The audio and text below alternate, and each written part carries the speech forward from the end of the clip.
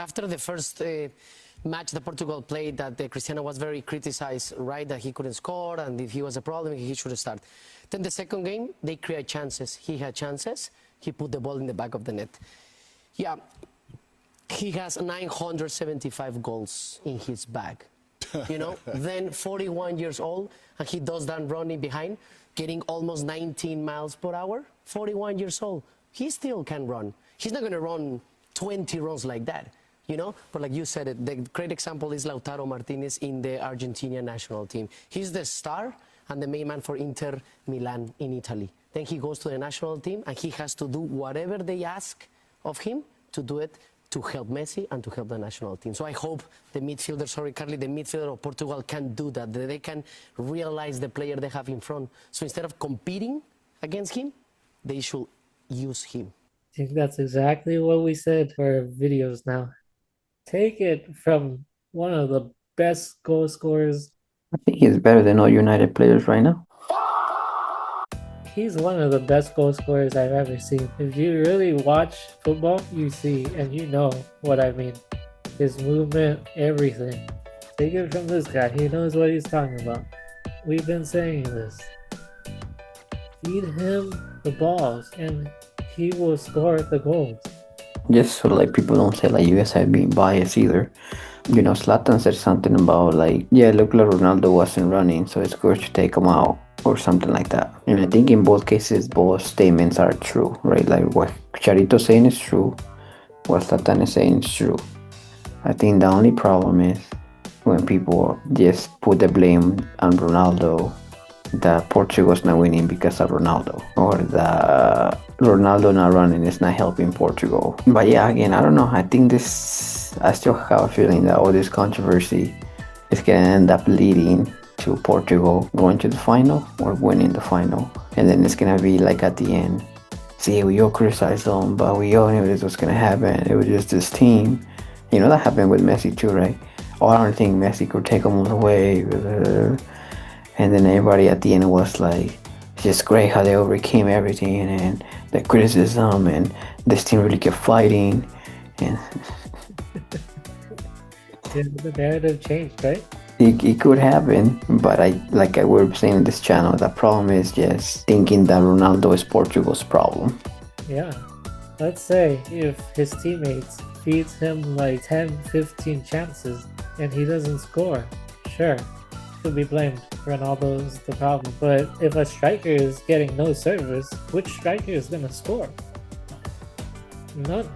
But who would bet against Ronaldo if he gets 10, 15 chances, he wouldn't score? I don't think anybody would bet against that. If the whole thing is Ronaldo's not running and they put Ramos in or whatever, or it doesn't have to be him, just in an example. I don't want to say that, oh, it has to be Ramos or Ronaldo, and no. And like it happened in this game, if Portugal doesn't have the ball, how is that Ronaldo not defending's fault? You understand that as a forward, you could come back to the midfield and try to defend and try to cover ground, but you're not expected to go all the way to the back end to try to take the ball and win it and break away. You know, Ronaldo used to do that in his early years. Same with Messi. They're not young anymore, and their job is not to be defending in the back, rather than like just going to the midfield and wait for a ball. Let's say Ronaldo does what you guys want him to do. Run back, go back, help defend more, run cover ground. When they're trying to feed a ball or breakaway, no one's gonna be there. Okay, so I have a question for you. I think we had this discussion 4 years ago at the previous World Cup. 4 years later, now 2026, would you rather Ronaldo start the games and Ramos comes in when needed? Or Ramos starts the games, runs himself into the ground, and sub Ronaldo in towards the middle of the second half or whatever, and just in case they go to extra time and penalties? I think last World Cup I would have said start Ronaldo, because I think last World Cup Ronaldo was still running more. He was still, you know, he was not 41, so he lasts longer endurance wise. I think today he could start, but he could also be the one that comes in like at the 55 or 65 minute, just in case they go to overtime. But regardless, there's no winning for Ronaldo, right? If he doesn't start and they don't win, oh, he was too afraid to come in, or not his fault, like he was too old to do something, so it's his fault because he was in what they didn't call him. And so at 65 minute, and let's say they need to tie the game and they don't tie it, oh, Ronaldo couldn't make it when he only had like 20, 40, 25 minutes, right? So I don't think there's any winning for Ronaldo, despite whether you start him or not. But I do think it's probably best for me personally to maybe start him in the second half at the 60th minute, just in case they need him. And because if it's true what people say, Ramos is better or whatever, then Portugal should be winning 1-0 or 2-0. And Ronaldo should just come in just to try to run the clock out. The reason why I asked that is because what we saw today in the Croatia game, he got subbed out.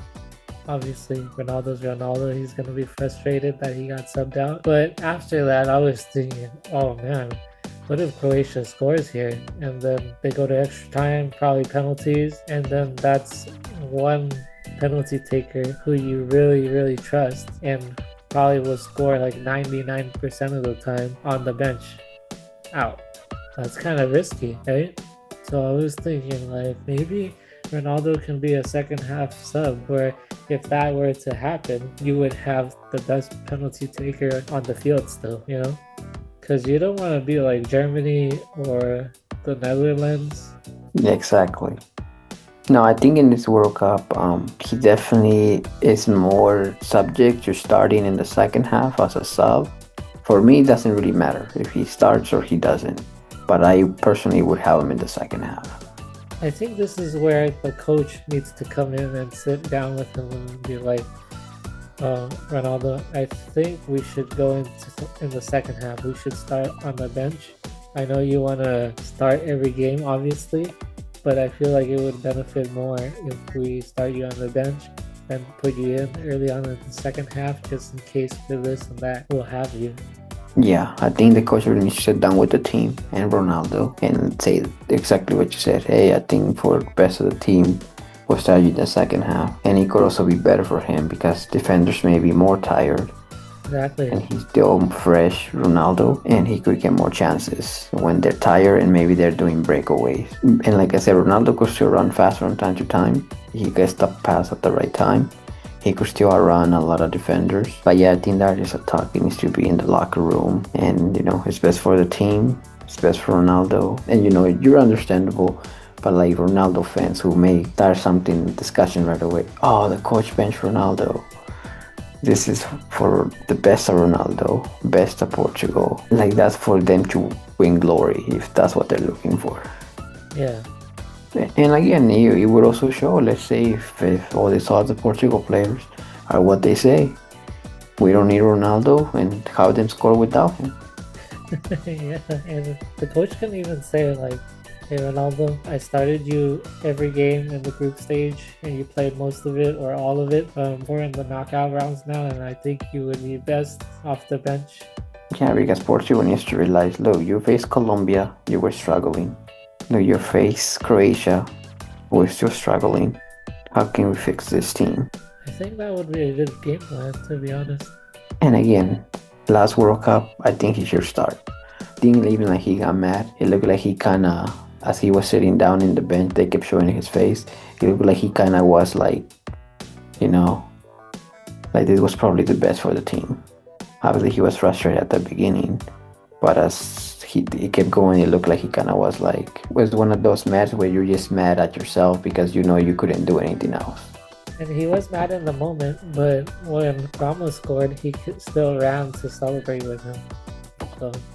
And he's the winner. He obviously wants to be part of the victory, part of being at the moment being the man, because that's who he's been. So that's why I don't understand when people say he always wants to be the main man or something. Because he's always been that guy regardless. Let me just show you something else real quick. And then we'll end with that. And there we go, boys. For the best of Ronaldo. Posted by Fabrizio Romano himself, which is pretty reliable. I think we know this is gonna happen. already. But hearing this makes me kind of sad. What about you? Yes and no, because I'm hoping that he still plays another Euro. Sad in the fact that no more World Cups for him, but hopefully he plays another Euro.